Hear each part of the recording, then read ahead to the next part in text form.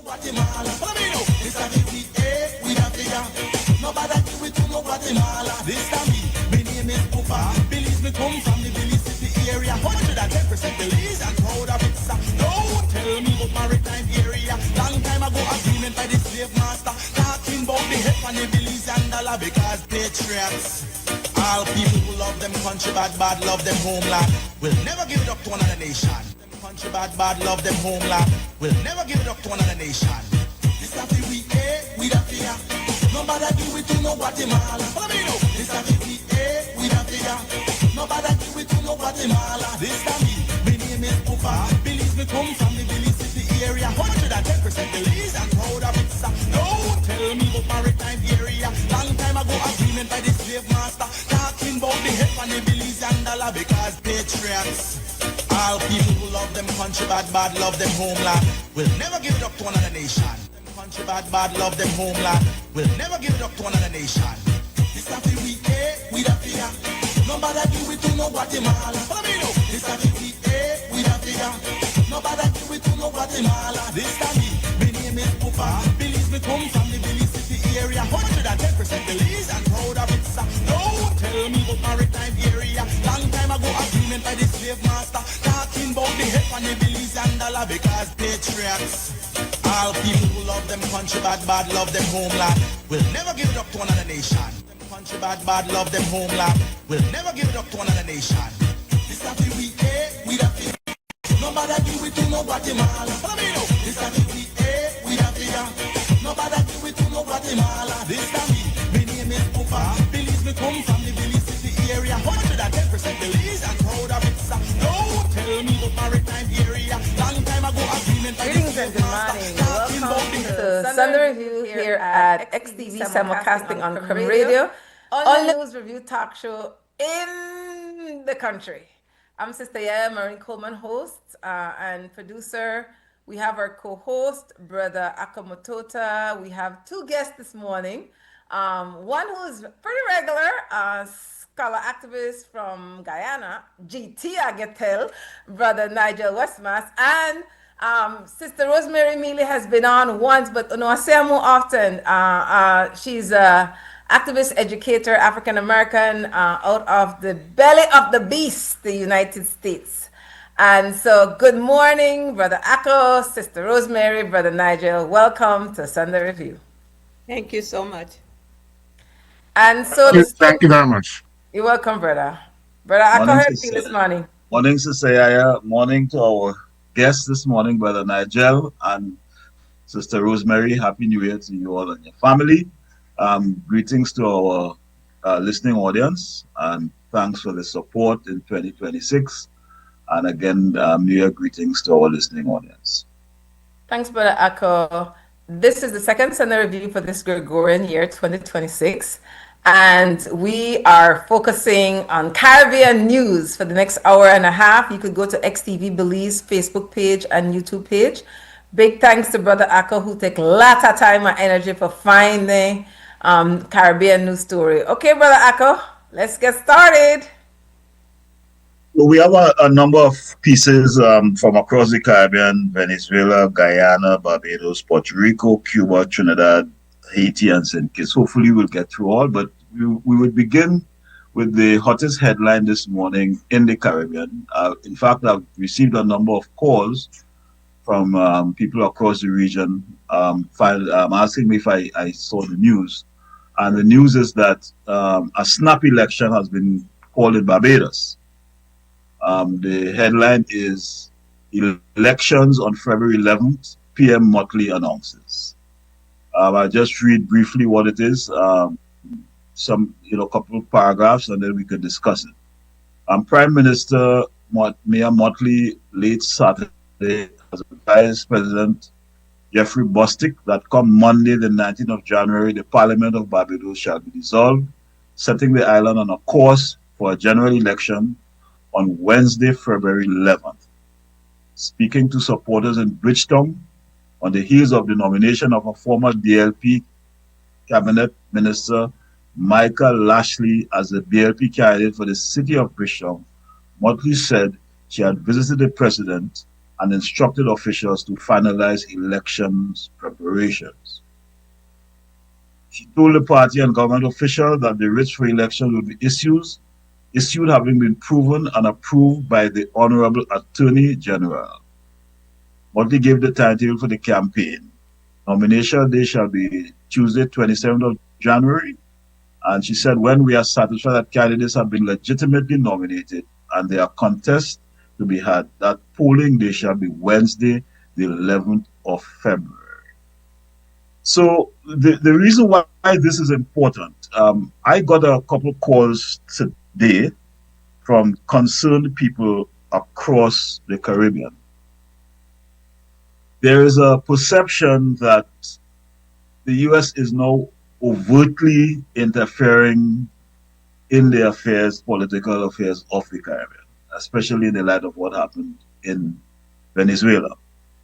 And so Mayor Motley represents, in the opinion of many, a voice that speaks for the Caribbean in a way that brings some kind of dignity, that doesn't necessarily follow the line that, the U.S. line in the Caribbean. We have also witnessed the defeat of Ralph Gonsalves, for example, in St. Vincent, who was also a person who had an independent foreign policy.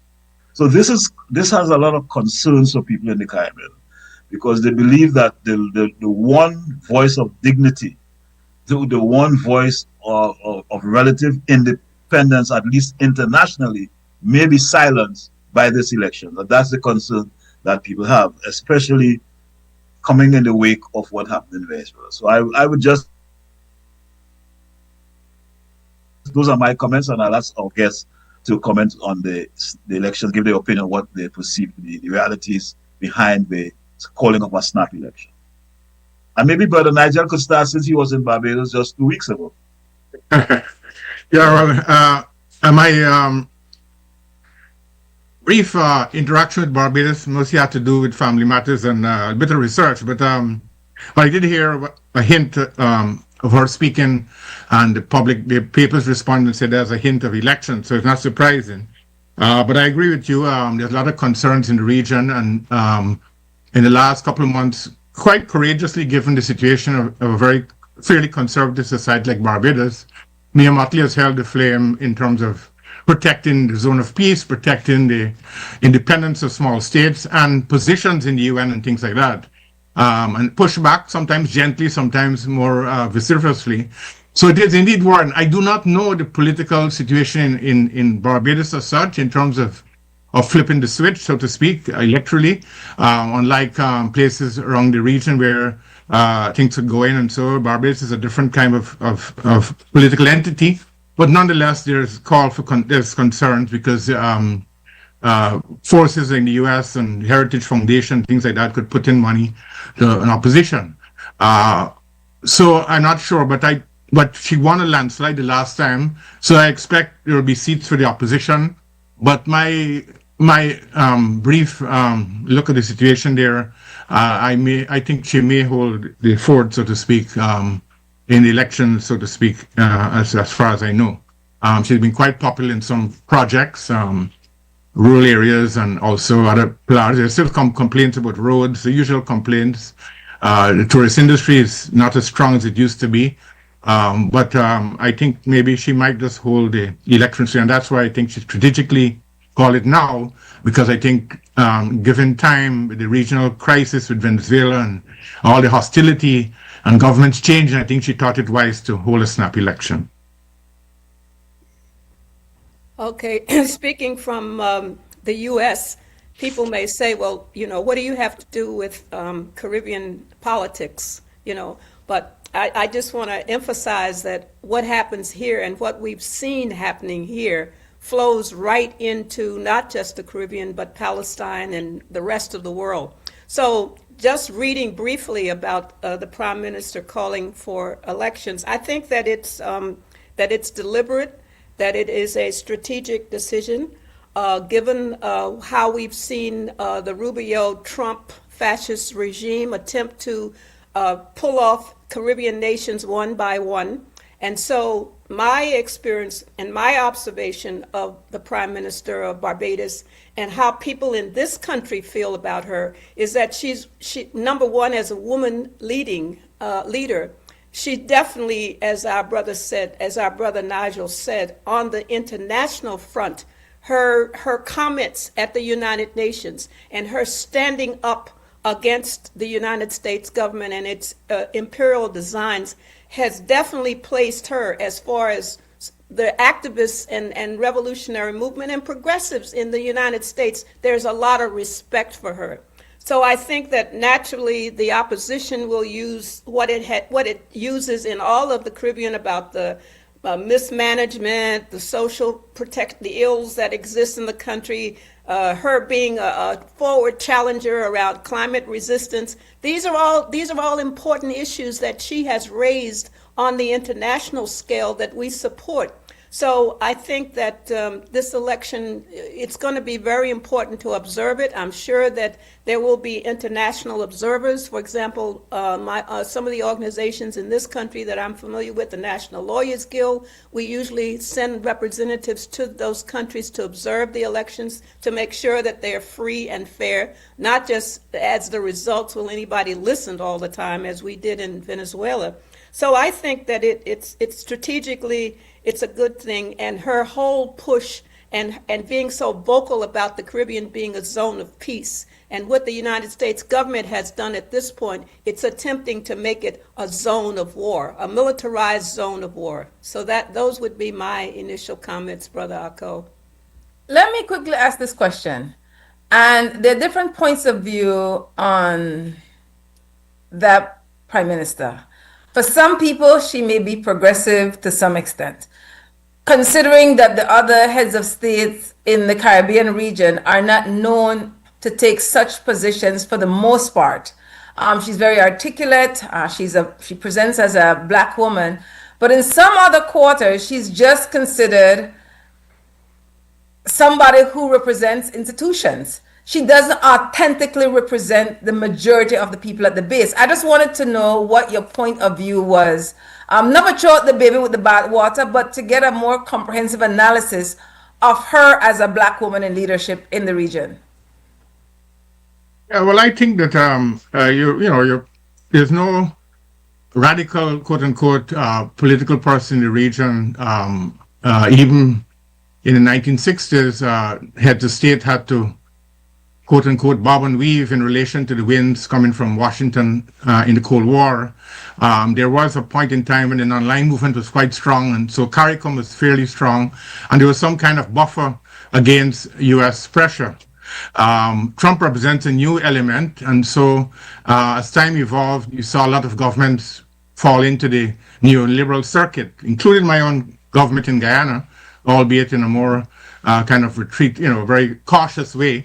But I think the reality is that you can't, with the conservatism in the region in general, the power of visas, the interchange movement between people's distraction from radical projects, you can't expect much from trying to pinpoint a leader who is taking, really reasonable positions in the United Nations to try to extract a revolutionary element from. I'm not saying you saying that, but I think we have to take what we have, given that what we have behind her is grim and dim and dark in relation to the forward movement. And so I think we have to bolster people like that, rather than try to pinpoint, their weaknesses in relation to the other radical project, which we all know about and which we endorse in terms of revitalizing the zone of peace, opening ties with Cuba,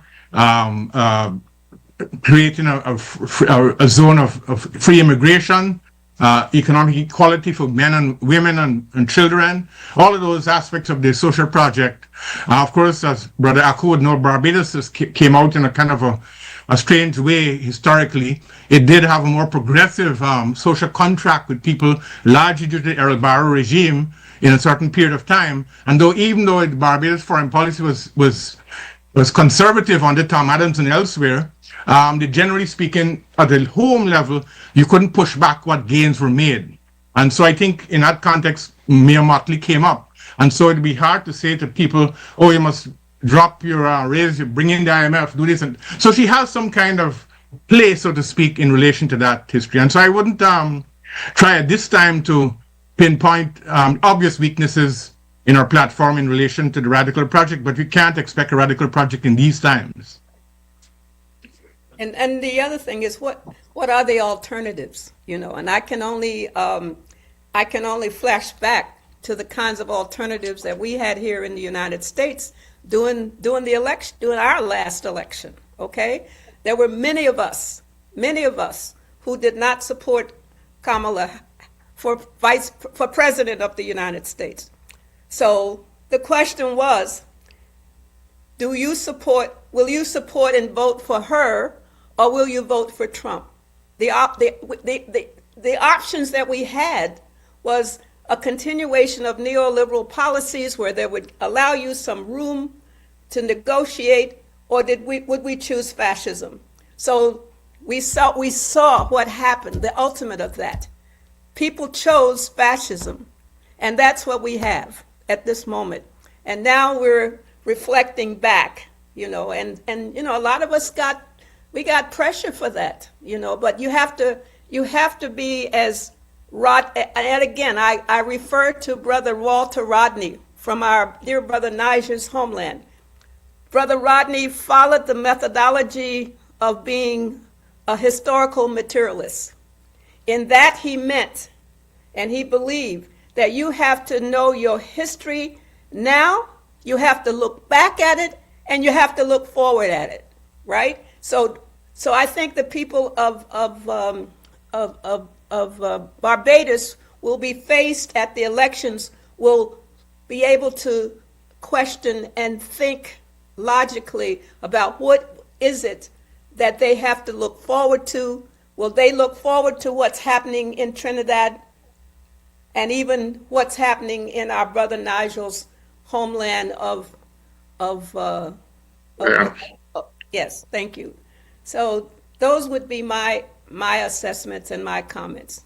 Thanks, and that's right where Brother Akko could pick up, because he keeps going back to the importance of history and culture in coming up with solutions to living in these times. Brother Akko? Yeah, well, you know, I have been discussing at times the history of the Chinese Civil War between the communists and the Coleman nationalists, right? And they had a fierce war, you know, between them until the Japanese invaded. And so what they did was they united and formed a united front to confront the Japanese.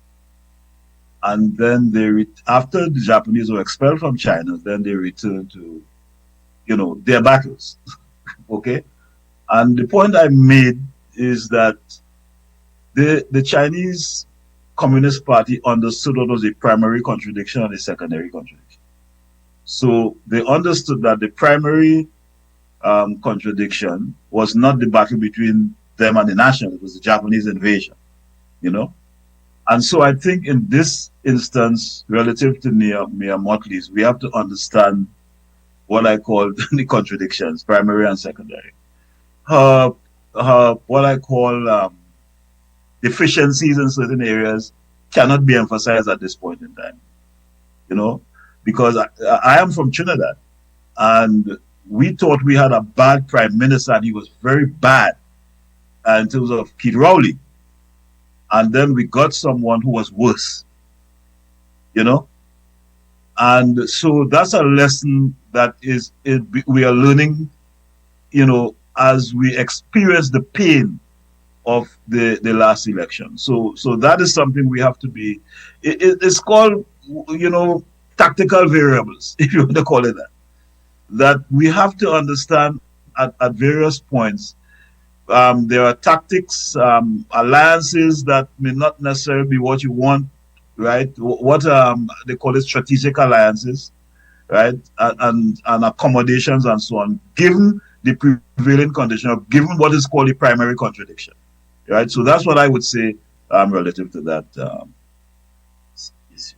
Thanks for Yeah, those. you also have in Jamaica. You also have the question of Bruce Golding coming out with a statement. Now, when I heard about Bruce Golding, he was relatively conservative prime minister, but he had a very, very strong statement on what's happening in the region. So, I mean, compare him with Holness and others. It's there is a social democratic trend, which is you wish you had rather than what you have now.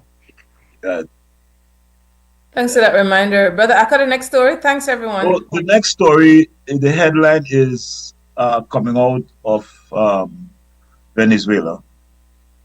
It's only like a piece that was running a number of Caribbean people, but Caribbean peoples, newspapers.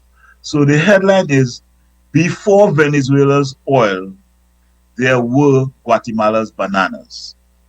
And this is analyzing, given a kind of historical perspective of U.S. intervention, looking at the case of Guatemala and Venezuela.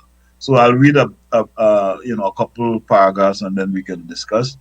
In the aftermath of the U.S. strike that seized or kidnapped, I would better put, Venezuela's President Nicolas Maduro on January 2026, the Trump administration has emphasized its desire for unfettered access to Venezuela's oil more than conventional foreign policy objectives such as combating drug trafficking or bolstering democracy and regional stability.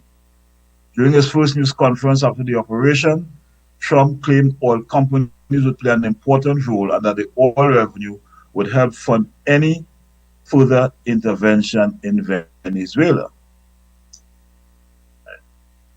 As a historian of U.S. Latin American relations, I'm not surprised that oil or any other commodity is playing a role in U.S. foreign policy toward the region.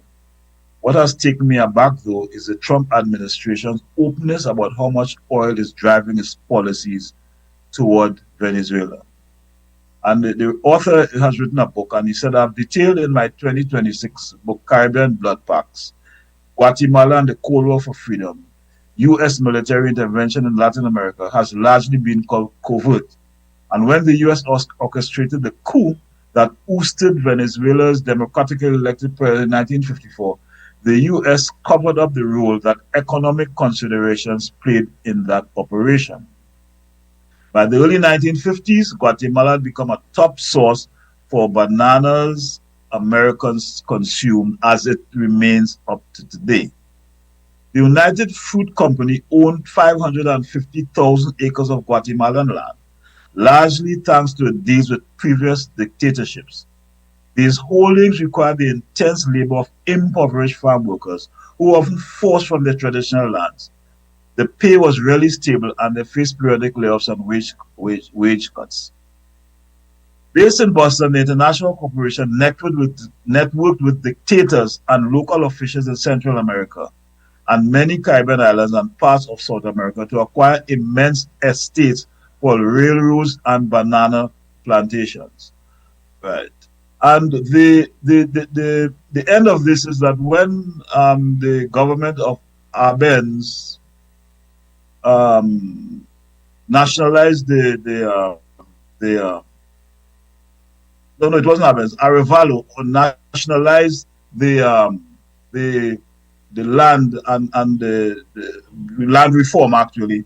Under Arbenz, let me read it. Under Arbenz, Guatemala implemented a land reform program in 1952 that gave landless farm workers their undeveloped plots. Guatemala's government asserted that these policies would build a more equitable society for Guatemala's impoverished indigenous majority.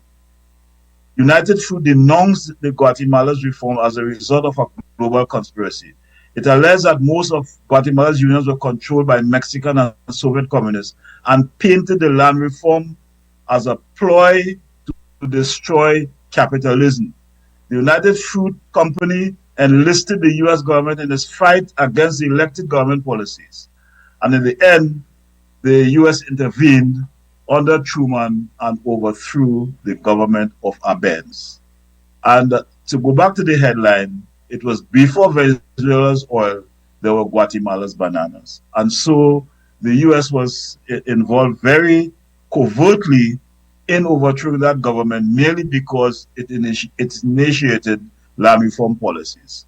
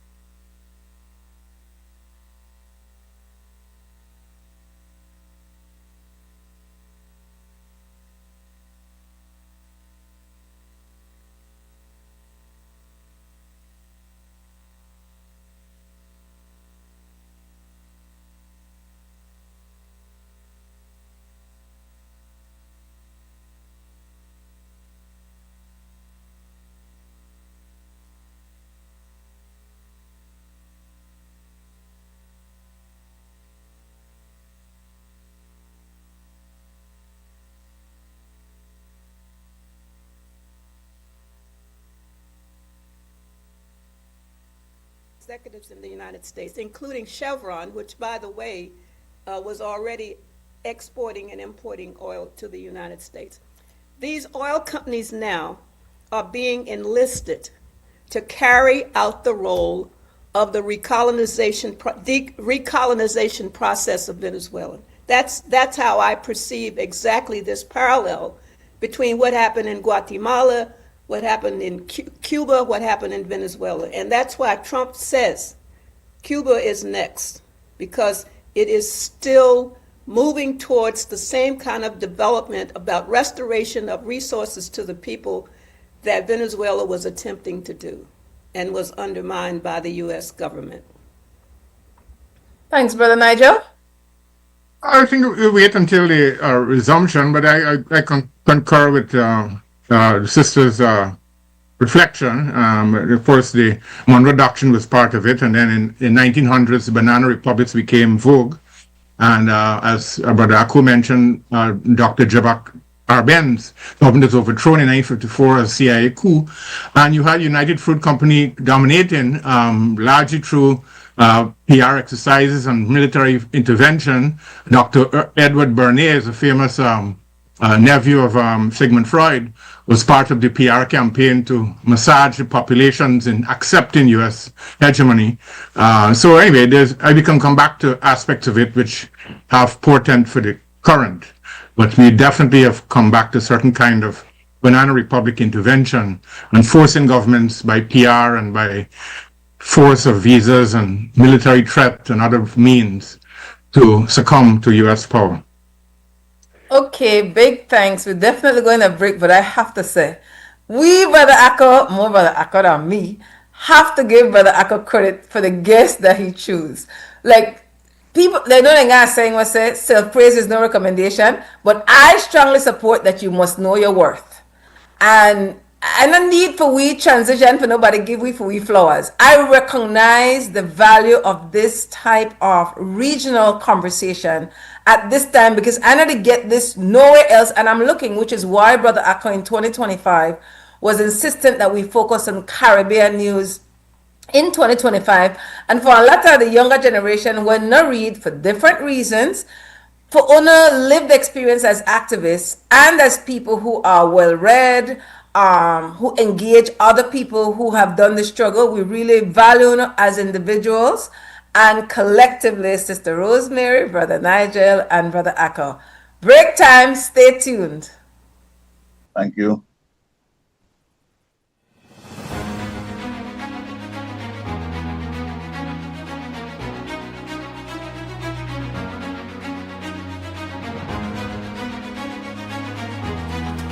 I will be a first-time homeowner.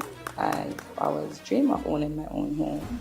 I'm a single mom of 2 boys, so I want to leave something for my children. In my case, moving up here in Ladyville in 1978, it was a similar housing program, and my grandmother bring us up here to Ladyville when I was 1 year old, and came into a housing program in the site area. And that changed our life completely, because basically my grandmother said we were from house to house in Belize City. I had a roof over my head, I don't have to worry about moving and stuff like that. So I could feel the same joy that Shahida and others, the hundreds who have already received houses before. So I would like to see more of this get done in Ladyville, and of course the country of Belize. No? Many young people right now, it's kind of difficult to get your own land and a home. So for me, it's a great opportunity to start. Because I know it's mine, I go invest in my own. Well, we are starting the new year with a new starter house, no? And that is very good for all of us. With this will be the 8th starter house, and it's 8 families that are benefiting. I would like we be inaugurating at least 1,000, but it's just one. And maybe in the future will be another one, and that is good. That is the way to continue this new year.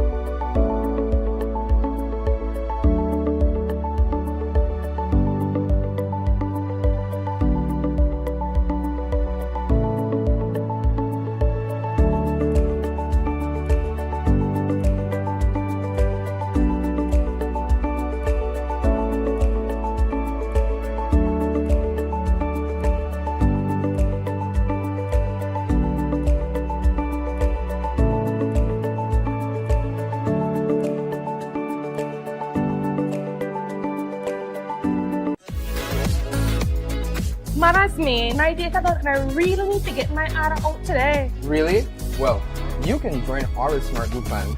Really? How that work? Easy, let me tell you.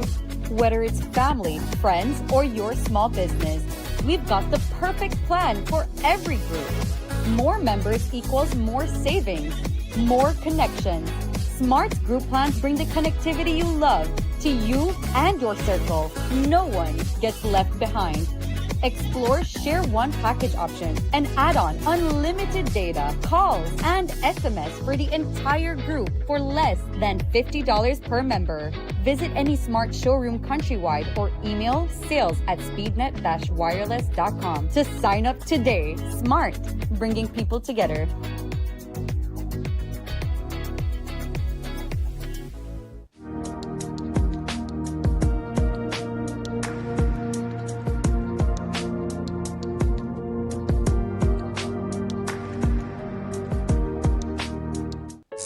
Tired of replacing light bulbs? LEDs are what you need. LEDs last up to 30,000 hours. That's 30 times longer than incandescent bulbs, and up to 8 times longer than compact fluorescents. So less changing and less trash. Planet Earth thanks you. And the LED experts at Brothers Habet and Habet will help you find the best LED solution with colors for every room and mood, starting as low as $6.95. You can even get LED strips for home, office, and industrial use. So say goodbye to fluorescent tubes forever. And because they use up to 90% less energy, you save money. Money you can spend on other things. So head to Brothers Habet or Habet and Habet today. You can also call, email, or Facebook us. Have a brilliant day.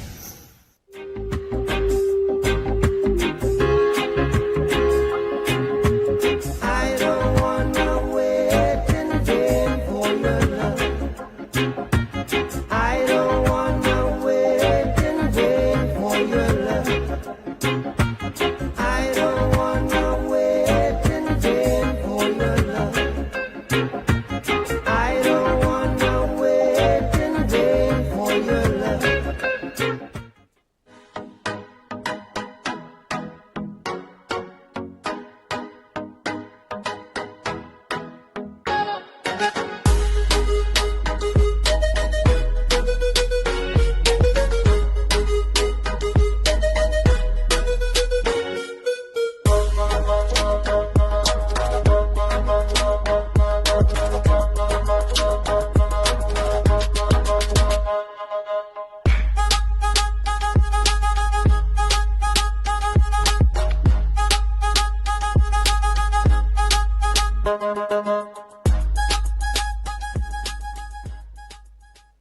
Guatemala, this a GTA, we have the nobody do it to no Guatemala. This a Guatemala, this a GTA, we have the nobody do it to no Guatemala. This a me, my name is Pupa. Belize me come from the Mealy City area. 110% Belize and proud of it.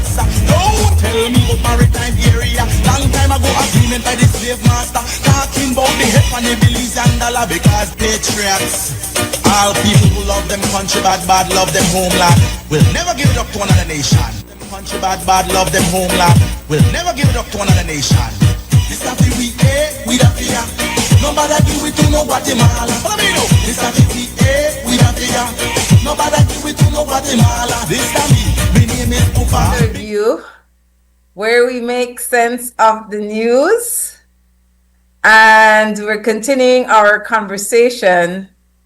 I'm talking slow because I have the TV on in my house and I'm not seeing us on the TV yet. Welcome back to Sunday Review, where we make sense of the news. Sister YaYa, Sister Rosemari, Brother Nigel, and Brother Akko.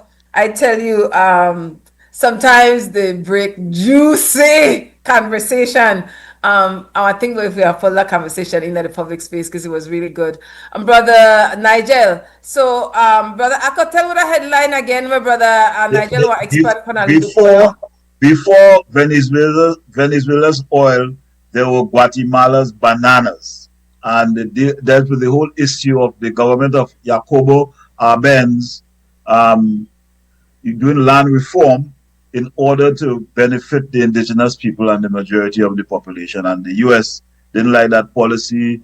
United Fruit didn't like that policy and went to the U.S. government to overthrow the government of Yakubu Abens. So that's the context, historical context. And well, Nigel was going to make some comments. Yeah, well, it actually spoke for itself there. But yeah, I think there was a famous American general who was acting on behalf of the U.S. in relation to Haiti, and he had a famous statement saying what he did. Relative kind of self-criticism. War is a racket. War is a racket. War is a racket. Yeah, you wrote a book called War is a Racket. War is a racket. War is a racket, correct. And so it's not surprising how this whole operation here with the Venezuelan president being seized, the actions of pressuring the state, the actions of building an opposition, right-wing opposition, the actions of using visa restrictions, the actions, this hidden actions which Brother Akor mentioned earlier in the talk about hegemony. What we have in the region now is a hegemony of neoliberalism, which comes in various forms. It comes in the form of this is the only way forward. It comes of Guyana's term, oil don't spoil, like Trinidad used to say, and oil will redeem us, and we don't have to worry anymore. And you don't have to worry about ideology anymore. We don't have to worry about human rights and regional solidarity. Those are abstract things. Really, we have to deal with the U.S. ambassador, who's the most powerful person in Guyana, and things like that. So I am very disheartened about the situation in the region. Of course, as Sister YaYa mentioned, we have to live in the moment, but we have to find ways of resisting. Sister Rosemari mentions her own pedagogy of using the medium that we have, TikTok.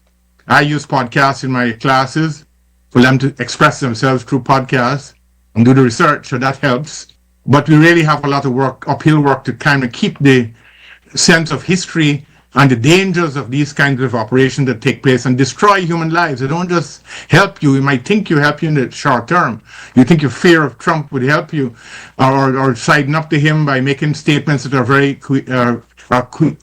I can't describe the word, very, very queasy, bending without dignity.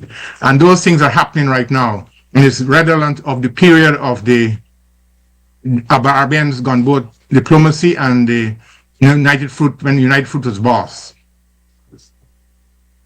Brother Nigel, Brother Akor? Yeah, so to just take off on what Sister Rosemari said, during the height of what I call the black book industry, which would be about 1988, 90 to 2006, I was very much involved as a bookstore owner, having more than one bookstore in Atlanta, and connected to a number of black bookstores, 500 or 600 across the U.S. We would have conferences, and we'd come up with ideas to do things.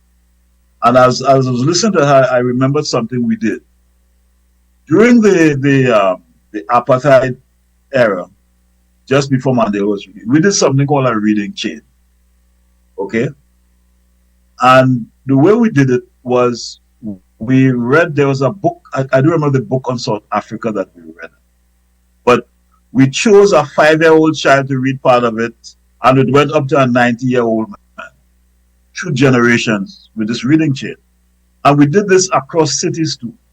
At a particular point, we had a reading chain where I think somebody in Chicago reading the book, somebody in Louisiana, and so on.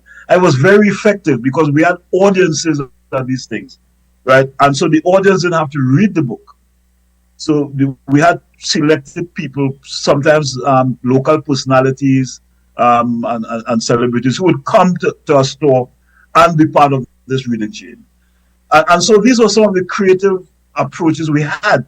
And I think we have forgotten those creative approaches as we moved away from what I call our revolutionary ethos and embrace a certain kind of politics of neoliberalism. Even though we are not subscribing to the ideology, I think we sometimes are impacted by it. And I think we have to return to that creative sense that stimulates the imagination. As Fidel will always say this, we have to, Mao Zedong said it, We have to stimulate the imagination of the masses. And I think rather than sometimes be critical as some of us are or complain about social media, we have to find ways to combat what the influence it has, and to come up with creative ways. The right, I think, is beating us at that. Like yesterday, I was looking at the right created something called Awful, AWFUL. I don't know if you all saw it. In criticizing the woman who got killed in Minnesota. The A stands for something AWFUL, but it means something like awful white something liberal woman. Awful white AW liberal something like that. Awful, right? But and now they are using that to denigrate what happened in Minnesota. And you see it all the time. You see it in the Rush Limbos, all the right wing people and so on, and how they come up with very creative and we have, for some reason, right? We were the people who created those things in the 1960s and 70s. Right? We had those ideas, creative ideas, newspapers, slogans, and it seems that we are in retreat and unable to come up with creative responses to this assault that we are facing. So that's one thing I want to say. And okay, then it means affluent, white, female, urban, liberal. Yes, AWFUL. AWFUL. And from what I read right now, I say right-wing commentators and internet trolls have labeled Good and other women whose political views they reject with the acronym AWFUL, according to the New York Times. Affluent, white, female, urban, liberal. Thanks for the I didn't know that. Yeah, and so when I looked at it, you look at how these people are creative and advancing their agenda in spite of social media. And that is now all over the US, and they're awful. You see, and that is now the debate. And we from the left, from the other side, we have to find ways, creative ways to push our agenda in this era of social media, And just before I close, I just want to read what Breddah and I just spoke about, the part of the speech by Smedley Butler. And he said, war is a racket. It always has been. It is possibly the oldest, easily the most profitable, surely the most vicious. It is the only one international in scope. It is the only one in which the profits are reckoned in dollars and the losses in lives. A racket is best described, I believe, as something that is not what it seems to the majority of the people. Only a small inside group know what it is about. It is conducted for the benefit of the very few at the expense of the very many. Out of war, a few people make huge fortunes. I helped make Mexico, especially Tampico, safe for American oil. I helped make Haiti and Cuba a decent place for national Citibank boys to collect revenues. I helped in the raping of half a dozen Central American republics for the benefits of Wall Street. I helped purify Nicaragua for the international banking house Brown Brothers. I brought light to the Dominican Republic for American sugar. In China, I helped to see that Standard Oil went on its way unmolested. Looking back on it, I might have given Al Capone a few hints. The best he could do was operate his racket in 3 districts. I operated on 3 continents. War is a racket. And that is what you are seeing actually taking place in the world at this point in time. So Smedley Butler had foresight, and because he was involved. So that's my closing comment on that. And let me move to the next headline.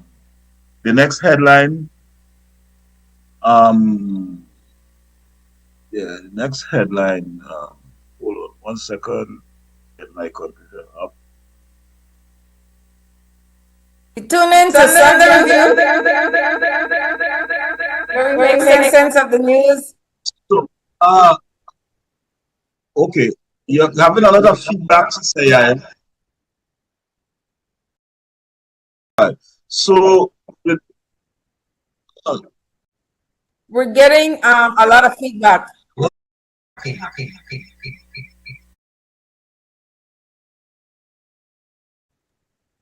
I'm still hearing you echoing.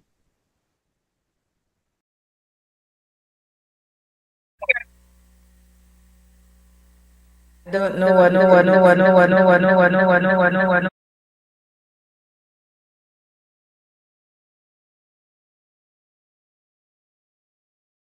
CMC.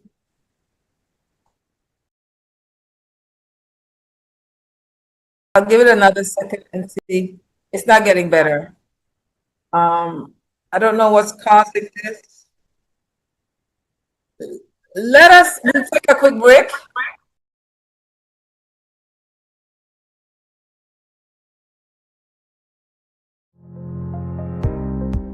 We all know the importance of running water and proper drainage in your home. That's why we rely on a fully functional plumbing system. At Benny's, we have all the plumbing supplies and accessories you need. Our pipes, fittings, valves, and adapters are made from durable quality materials. Remember to wash your hands with clean running water from your faucet. We have kitchen and bathroom faucets in various styles and finishes. Whether for installation or maintenance, make sure to use recommended PVC cleaner, solvent, and Teflon tape to fix or prevent leaks. We also have the tools to get the job done. For all your residential, commercial, or industrial plumbing needs, shop at Benny's. Quality and savings. Man, that's me. My data and I really need to get my ARA out today. Really? Well, you can join our smart group plan. Really? How that work? Easy, let me tell you. Whether it's family, friends, or your small business, we've got the perfect plan for every group. More members equals more savings, more connections. Smart group plans bring the connectivity you love to you and your circle. No one gets left behind. Explore Share One package option and add on unlimited data, calls, and SMS for the entire group for less than $50 per member. Visit any smart showroom countrywide or email sales@speednet-wireless.com to sign up today. Smart, bringing people together.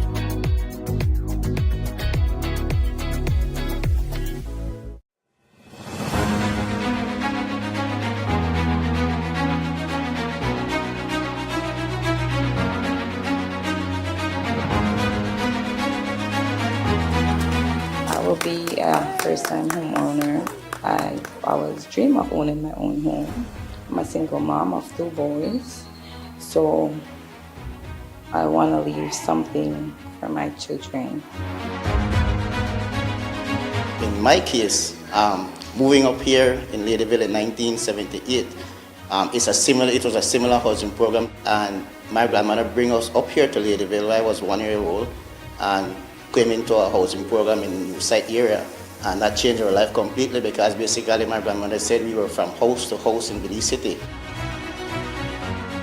I had a roof over my head, I don't have to worry about moving and stuff like that, so I could feel the same joy that Shahid and others, the hundreds who have already received houses before. So I would like to see more of this get done in Ladyville, and of course the country of Belize. No? Many young people right now, it's kind of difficult to get your own land and a home. So for me, it's a great opportunity to start. Because I know it's mine, I go invest in my own. Well, we are starting the new year with a new starter house, no? And that is very good for all of us. With this will be the 8th starter house, and it's 8 families that are benefiting. I would like we be inaugurating at least 1,000, but it's just one. And maybe in the future will be another one, and that is good. That is the way to continue this new year.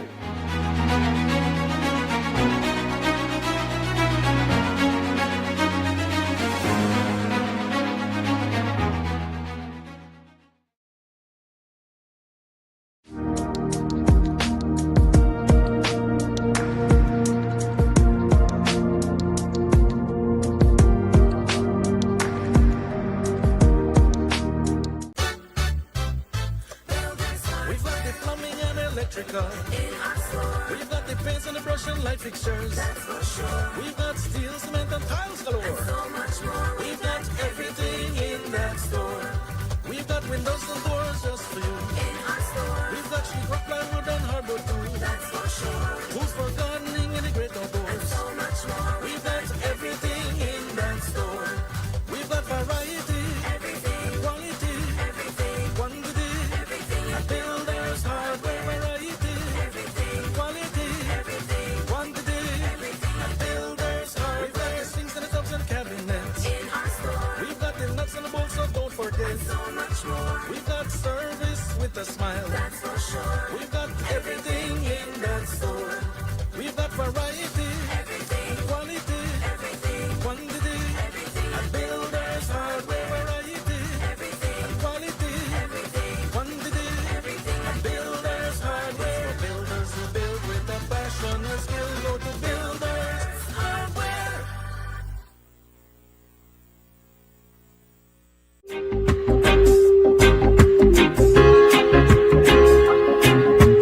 I don't wanna wait in vain for your love.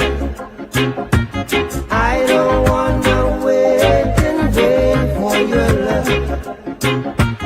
I don't wanna wait in vain for your love.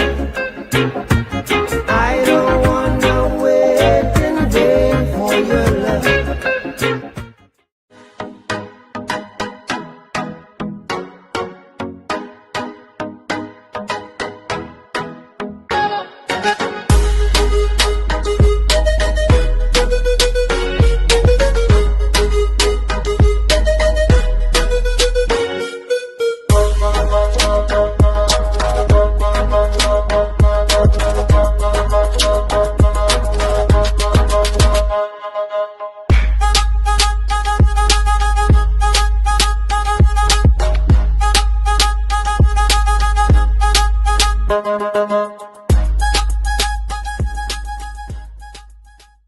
Guatemala, Famino, this a GTA, we have ya.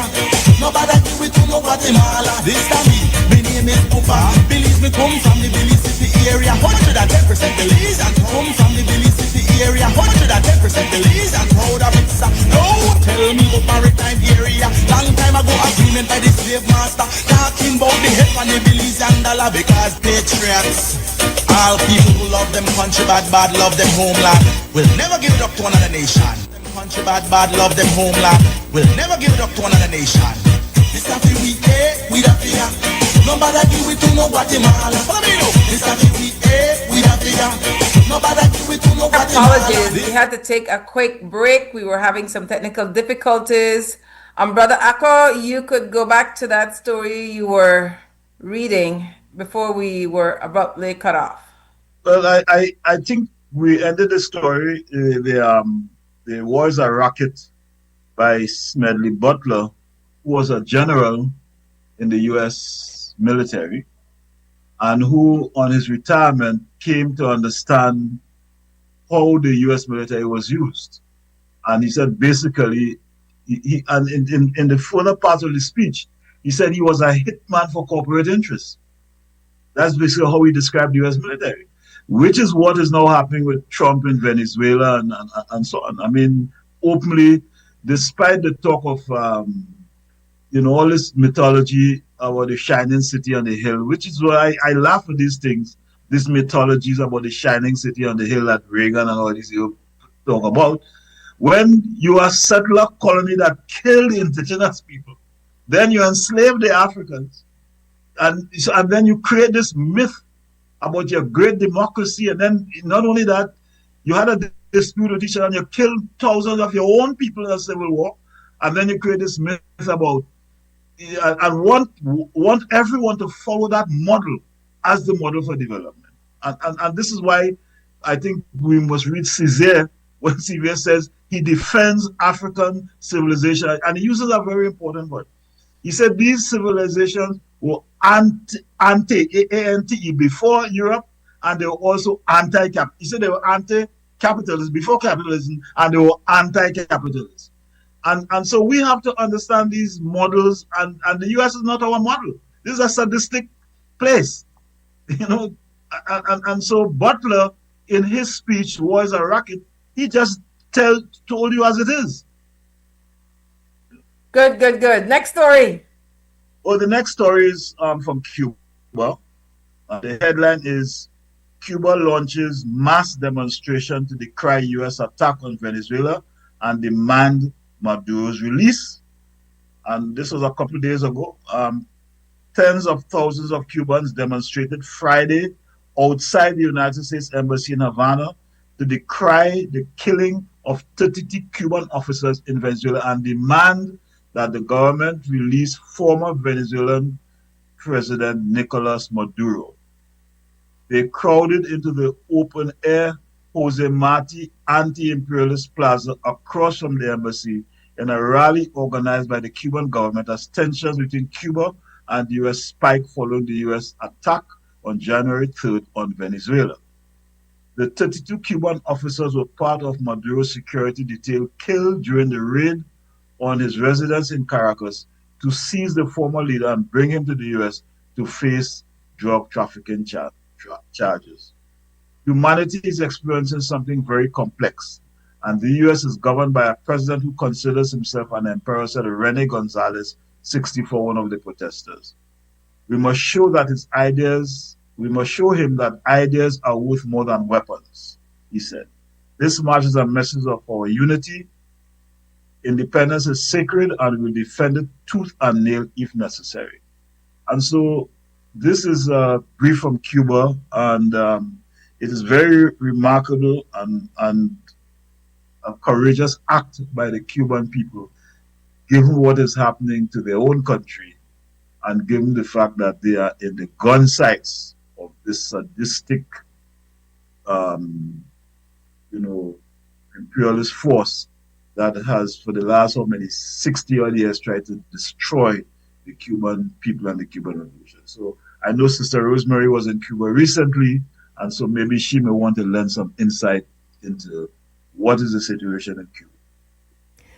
I have just a couple of things because your points always drill up other things for me, and I was reminded of Teddy Roosevelt when he marched into Cuba, and so I say now Teddy Roosevelt now rides into the Caribbean on cowardly on drones, right? So they're cowards. But what was instrumental in drones is what I'm saying. What was instrumental in the Cuban president's speech at the when thousands I've been in those rallies, and I know what it's like to be standing in front of the U.S. Embassy in Havana. But I think the most important thing that came out of his presentation to the people was he said, quote, "Unity is the revolution's most powerful weapon. Unity is the revolution's most powerful weapon." And that was a message not only to the Cuban people, but to the people of Venezuela and globally to us as well. And I think that's what I got out of that, because if we call ourselves internationalists, and that's what we're training our young people to see themselves as internationalists, that you cannot talk about what's happening at home without connecting it to what is happening now. And that is what Cuba teaches us. Despite 32 heroic men lost their lives, right? And the outpouring of international solidarity, if you read in Granma and the other papers, or just speeches or messages of condolences from around the world, we see that Cuba, despite what it's up against at this point, there's a level of international solidarity that flows from that country. And that's a lesson. That's a lesson for us. So I'm thinking that now we need to do more than ever. We need to be taking delegations to Cuba. We need to let people know that they're not alone, that they are part of this global collective mourning that we experience, much like what happened when the combatants' remains came back from Africa. When the Cubans brought their remains back from Africa, where had it not been for the thousands of Cubans who lost their lives at Quito Carnival, in Africa, Angola, and they came back to the homeland. Nelson Mandela became free. So those are the kinds of historical links that we need to put together in terms of Cuba's internationalism, its historical internationalism. So that was one of the lessons that I saw from those gatherings, those multitudes standing in front of the U.S. embassies saying, abajo el bloqueo, down with the blockade, bring Maduro home, And then there are people in this country who are going to the detention center every day where Maduro is being held illegally with his wife. And people are out there, despite the fact that the police are there, a lot is very heavily armed, but people are risking. And that's one way that people in this country are fighting back and raising the fact that that was a kidnapping. It was a kidnapping of an elected leader, right? And then what shows up is the one who was not elected shows up at Trump's office with her Nobel Peace Prize trying to give it away. I mean, maybe you may want to bring that up next week, just groveling down to the imperialists. Disgusting. Nigel? Yes, it's quite a while I've been to Cuba since the 90s when I was, active in the political party of Walter Rodney. I did visit there and was quite impressed with the level of literacy and medical corps and of course the sister mentioned the transatlantic assistance to anti-apartheid movement in Angola, which some Guyanese soldiers also died. But going back to the issue of the loss of life in Venezuela and the need for solidarity, it's very, very tough in these times. Cuba is isolated again, a secondary kind of isolation. It was there before, but it's isolated in the region, partly language, but also the fear of other states to even states like Guyana, which has had a historical, very close relationship with the medical corps, were operating in Guyana still. And it is quite startling how people are distancing themselves from the Cuban situation. And of course, ominous signs point to, I don't know if America will try to take Cuba again, because I think that will lead to, I don't know if they want immigration into U.S., because what will happen if you do attack the island and things like that happen, there will be a mass immigration. And of course, their policy is no immigration from brown and black peoples. And the last time there was a boat lift, the blacks who left Cuba were treated or placed in different places than the Cubans who were considered white. So that racial angle is there. But yes, it's a very, very tough situation. And I'm glad to hear that the sister witnessed a big public mass demonstration in Cuba. But I always hold the position like Lenin once said, that decades pass and nothing happens, and weeks pass and decades happen. So there's hope, as Sister YaYa said. Brother Nigel, Brother Akko, we may have time for another story. Okay, so it's a short story, so let me read this one. It's called, in the headline, this is out of Barbados. It's called Colon Cancer Up. It's a very important issue here in the Caribbean with our health situation. And so I'll read a couple paragraphs. Barbados has one of the highest incidences of colorectal cancer globally. And according to the Pan-African Health Organization and the World Health Organization, the country has the second highest incidence in the Latin American region. Recently appointed medical director of the Caribbean Colon Cancer Initiative, Dr. Alex Doyle, in an exclusive interview with The Nation, said the latest statistics from the Barbados National Registry 2024 report show that colon cancer-related deaths recorded in 2022 were 116, up from the 2015 figure of 98. This was coupled with the age standardized incidence rate for both men and women, increasing between 2019 and 2020. The rate for men being 28.8% and for women 26.6% in 2019, but increased to 34.6% and 31.5% respectively in 2020. The report also confirmed that Barbados placed 8th in the top 10 countries with the highest colorectal cancer incidence rate, 2nd and 5th in prostate cancer mortality and incidence rates, respectively, on the global scale, and that there were increased mortality rates between 2020 and 2021 among prostate, breast, colorectal, endometrial, and pancreatic cancers. So it is a very ticklish thing here with this health situation in the Caribbean, and it's likely to get worse. We have always inherited from the slave system challenges, physical challenges, and what this is showing here is that this situation is deteriorating, and it is not just in Barbados. I cite this because it's all across the Caribbean, right? High blood pressure, what we call high blood pressure, and so on. And we have to, while we fight on the political front and on the economic front, we have to take care of our health.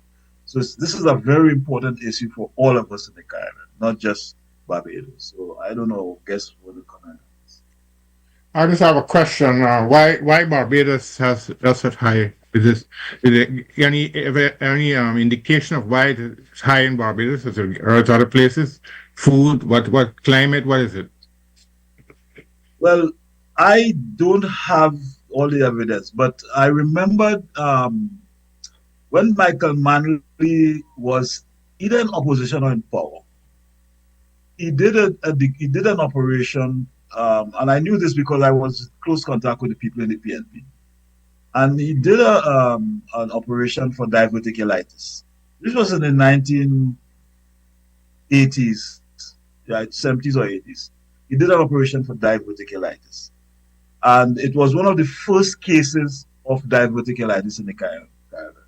And so he, as a prominent figure in the region, began to speak about this health challenge. And diverticulitis stemmed from the fact that we were eating more processed foods. That is it. Right? We're eating more macaroni, pasta, and we stopped eating indigenous, because what diverticulitis is a stretching of the intestine, which you don't get enough roughage. And this is part of the imperialist maneuver, in that now we have fast foods throughout the Caribbean, right? To the point that we all our like culinary skills and so on, to some degree, we are losing them in another generation. So this health challenge, I believe, based on what has happened in the past, can be directly related to the imposition and the undermining of our food sovereignty and the imposition of this culture of foreign food. That's my take on it. Brother Akko, I think you're absolutely correct. A quick review of a parallel to that is, that common is the third largest and most common illness for Black people in the United States of America. And the studies have gone so far as to attribute it to exactly what you are saying. First, the first 6 months of an infant's life. What kind of postnatal care do they get, as well as the mother? A shift in even the dietary habits of the newborn. And then, of course, this increase in processed foods, which, as you have pointed out, a decrease in fiber intake. So all of that leads to these rates, and it because toxicity is produced within the body from birth, and so it's as I said, it's the third most common illness that Black folk, men and women in the United States, are facing as well. And the Center for Disease Control, which is now headed up by an idiot, a non-doctor, a Trumpite, will further expand the health deficiencies in this country. And I'm talking about Robert Kennedy, who is a part of the Trump cartel. And it is a cartel. Thanks, Sister Rosemary. Brother Nigel, you want to add anything to that? No, I agree with completely with Sister Rosemary, and in the light of and in the spirit of what Brother Aku says about um, using powerful language, I think she hit the nail on the head by calling Trump Group a cartel. It's a very serious issue and across the Caribbean, and we have to pay attention to our health. We have to return to, eating our indigenous food once again. I could ask. Just I forgot to add to that is that you're right. In Guyana in the 1970s, Forbes Barham, who is sometimes not a fan of many people, did introduce what is called feed, clothing, housing nation. It's a kind of a place back to the past where young rural villages used to use it, but self-feeding, farms, small farms, and feeding your own nation rather than having to get food from abroad. And that, of course, worked for a while, but then it petered out because of IMF and other restrictions, and the economy got bad, and people fell off of that ring. So now, as you quite correctly pointed, when I go to Guyana, I see Kentucky Fried Chicken and a whole set of big, huge food chains coming in and destroying the natural foods of the Caribbean. But I wasn't still sure about why Barbados over the others, because all of the other countries have this. So I wanted to know if it's something peculiar in that area. Like how sometimes you have in America you have a particular village where, because of contamination of the water system, you have a whole problem with that community, especially a black community, as if there's any similar pattern in Barbados. But I know it's a very tough thing to find. I don't have the evidence.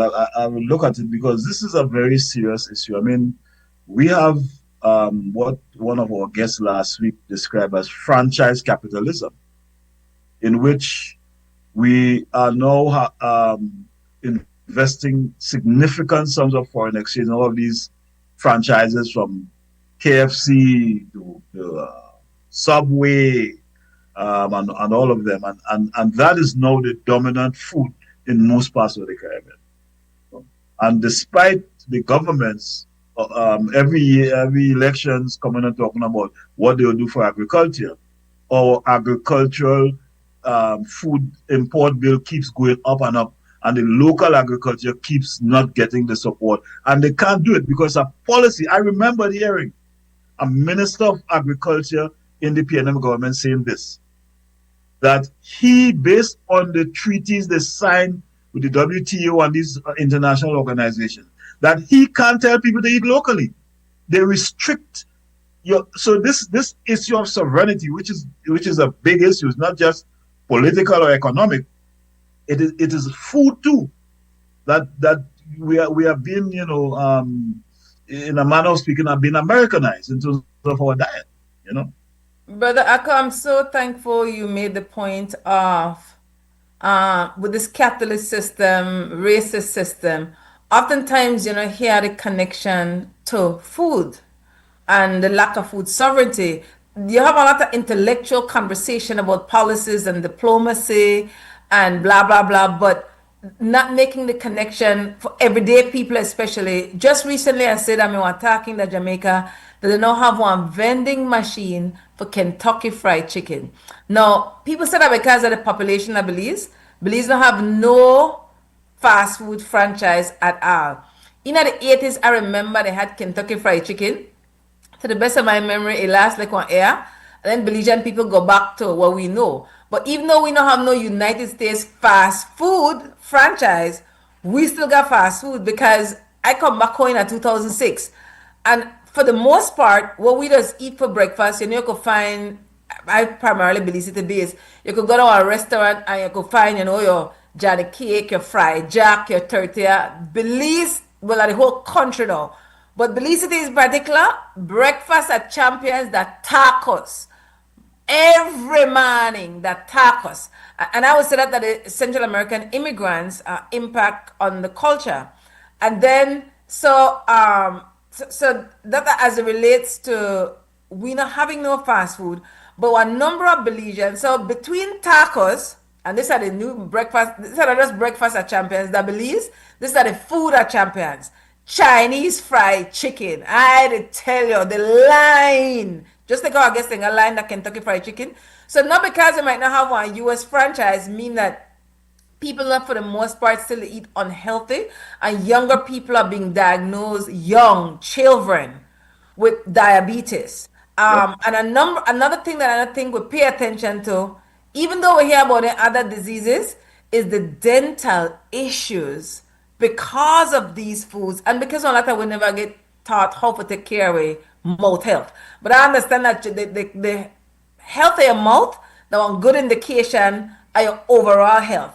But I can hope our head stories from today, make we run down well we had stories from today and then get final thoughts. I read it in the beginning.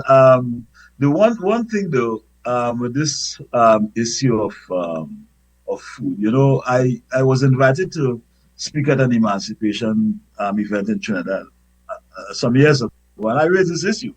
And the theme of my talk was cornmeal porridge or cornflakes. Now, in the Caribbean, in Trinidad, a morning meal was cornmeal porridge. And cornflakes were really for the upper classes, what we call the bourgeois. Now, everyone eats cornflakes. And people don't even know how to make cornmeal porridge anymore. And cornflakes has no nutritional value of any significance. You know, so these are the teaching moments we have to use to get people to understand the value of our own inheritance, of our own indigenous approaches, and methodologies. You know, I've always said this, that in the embrace of modernization in the Caribbean, we have discarded what has kept us alive and healthy for 100 years. We have discarded those things and embraced things that are making us sick. You know, so any other things to say, or could I move on to the next headline? Well, right now we have 10 minutes to close down, so it'll have to be mighty short and mighty fast. All right. So let me say that the last headline is this is from Guyana. It's actually an article in Guyana, and it says Lisa wells may run dry before Exxon's US $28.5 billion audits are completed. And I'll just read briefly from the article. Despite commissioning 3 audits of ExxonMobil's oil expenses, Guyana has yet to complete a single full review, raising concerns that the production at the Liza fields could end before the country finalizes its scrutiny of billions of dollars in costs. This is according to an attorney called Christopher Ram.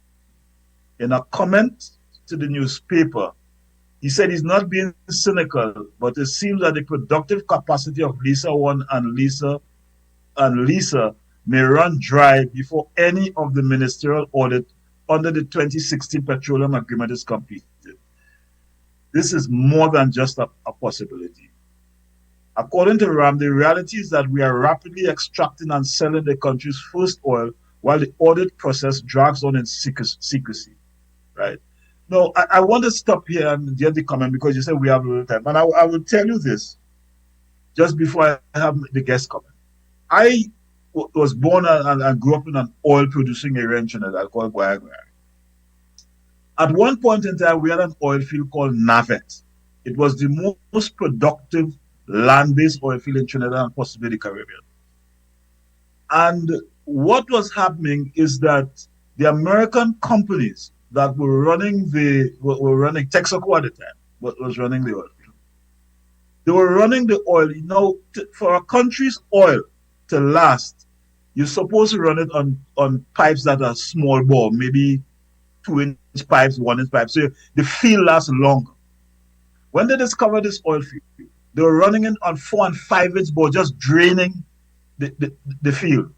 And to the point that at this point, this field is dead, right? And from what I'm seeing here, it seems that this is what is happening in Guyana with this Lisa 1 and Lisa 2. That they are draining the oil as much as they can.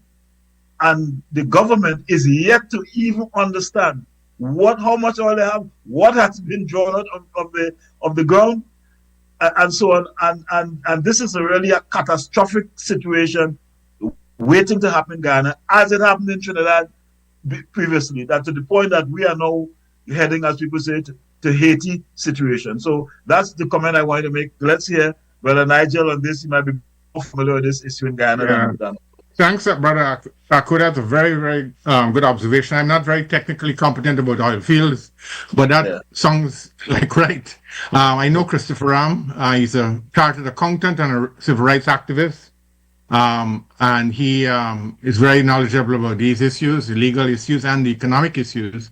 So I'm not surprised by it. We had a bad contract from the beginning through two governments, and the bad contract continues. There's no oversight. Exxon, Mobil, as you know, has a very good PR system. It makes you feel like if you're doing well. And we already have a bad contract in terms of only 2% of the profits, which seems good even for a small country like Ghana with 800,000 people, as we have Nirvana. But as you correctly point out, it's a very, very nasty situation with no oversight, and you can be conned right through. But so the idea of a small pipe and a big pipe makes a lot of sense in terms of Exxon. There's also the environmental catastrophe that could be kept quiet or happen, which we haven't catered for. And when people like me speak about Exxon, we said, the people tell us, y'all living overseas and y'all don't want Ghanaians to get wealthy. And that's the pushback you get. So even the state does that in relation to criticism of the Exxon Mobil contract. Unfortunately, some even in my own movement tend to think of Exxon as a realistic, realpolitik situation and don't push for more oversight. So I completely agree with Christopher Rams, but also your observation, which runs parallel to the crisis ahead. Brother Nigel, does Guyana have one refinery? Well, we're not on the ground, so the oil fields are in the sea. So I don't know if there's a refinery in the sea. As I said, I'm not technically competent. There's no refinery. There will be a refinery there in terms of that. It will just be crude, I think, sending crude out by ships going to the wealthy countries. But there's no ground refinery as such as Trinidad. But Jamaica have a refinery. Trinidad has a refinery. I think Jamaica has a refinery. But you have to understand the way the international companies set up the system. They do not want, like, I worked in the oil field, okay? And we had an oil that we discovered off the East Coast, which was very sweet, light crude, had less sulfur. But that oil was never refined in Trinidad. It was exported to the US because of its environmental impact. You see? And so this is what they do. They set up these systems in a way that your what is called the extractive model. Your resources are not beneficial to you either environmentally or technically. So we had a refinery, but they brought in foreign crude. Texaco bringing food from Saudi Arabia and all over the world to refine in Trinidad, which polluted an environment, and our clean fuel was sent to different parts of the world. And that is how recently, we have had two refineries in Trinidad. So my early career began in the oil field working in the refinery, big one. And what has happened recently is that we shut down our refineries. And now we import oil, we import petroleum products from the US. We were producing petroleum products, which brought in foreign exchange. The last so-called African government, PNM, shut the refinery down on the pretext that it was not making enough money. When you looked at it, it was a net earner foreign exchange. And I will tell you this. In the retail sector, you have something called a loss leader. I hope we have that. Which is like, if you go to like Walmart and Sam's and so on, they'll put black books there and sell it at a discount price cheaper than a black bookstore could. It's called a loss leader. In other words, you want the book buying public to come there to buy something else. So even though the refinery may have been a loss leader according to the government, as an asset, it was strategic. As an asset, it symbolized what you call economic sovereignty and a certain kind of, because we've been in the oil industry for over 100 years, and yet these leaders could never understand this, and therefore shut the refinery down. And so as a result, over what 7,000 people directly are unemployed, then the businesses in that community, the entire southern part of Trinidad has been impacted by this closure of the refinery. But that's what they do. Sister Rosemari, before we get final thoughts. My final thoughts are that when any country becomes a partner of international capitalism, everything that we're saying here today, the impact is destructive to the people's environment, to their health, to even the rule of law. It's not respected. And then what usually happens, then it moves towards an authoritarian government that requires the necessity of controlling the people. And the voices are repressed, but that is what we mean by la lucha continua, the struggle continues. Those are my parting words, that any country, including the Caribbean, once you become a partner of international capitalism, then you can ultimately realize that the end result is the destruction of your nation and your national sovereignty. Big thanks, sis. Brother Nigel, parting words? Well, parting words in relation to a very great discussion overall, and several countries were covered and teams. But I would just, it occurred to me that since Brother Akko spoke, that if you could bring somebody, and of course you, Sister YaYa, but bring somebody from Trinidad and Tobago, quote unquote, an expert to talk about the oil industry there, we could make a comparative thing with Chris Ram. In Guyana, I could get contact with him, and you could invite him to speak at a future Sunday in relation to the oil industries in the region, especially Trinidad and Guyana, comparatively speaking, and compare notes. Excellent suggestion, Brother Nigel. We are follow up on that, right, Brother Akko? Final thoughts, Brother Akko? Well, Sister YaYa, it's an unorthodox thought. I was listening to Jimi Hendrix a couple of days ago, a song called The Watchtower. And to me, the first two lines in the song speaks to our Caribbean polity. And I will read it. It says, it said, there must be some kind of way out of here, said the joker to the thief. There's too much confusion and I can't get no relief. And to me, that captures our politicians. They are jokers and thieves. And we have to make sure that jokers and thieves don't continue to rule and run our countries and ruin them.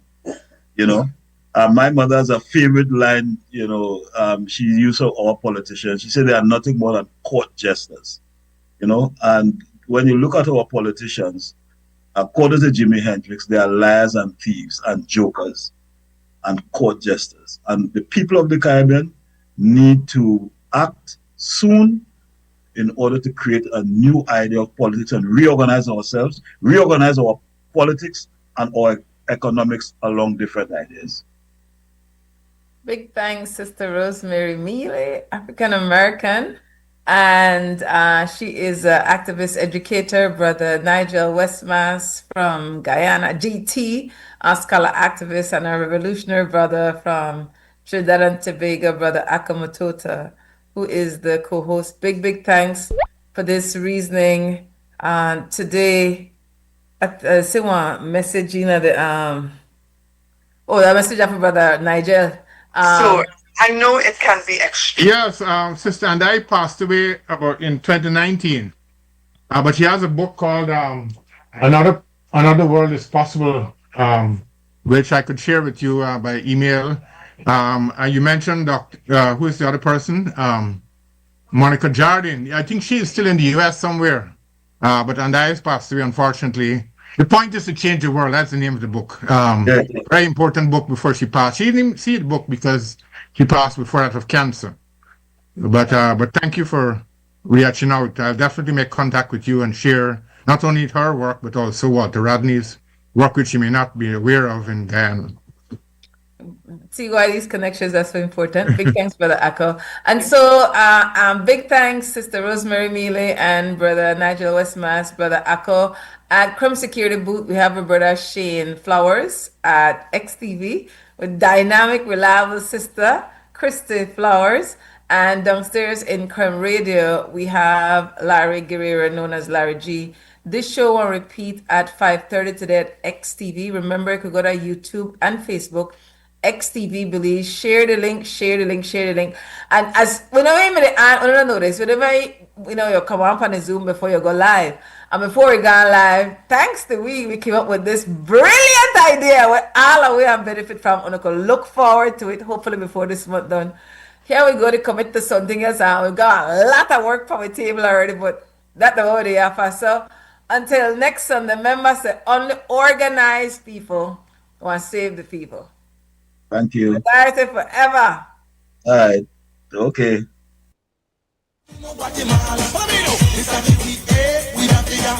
Nobody do it to no Guatemala. This time me name is Pupa. Belize me come from the Belize City area. 110% Belize and proud of it. No, tell me about maritime area. Long time ago agreement by the slave master. Talking about the head on the Belize and dollar because patriots. All people who love them country bad love them homeland. Will never give it up to another nation. Them country bad love.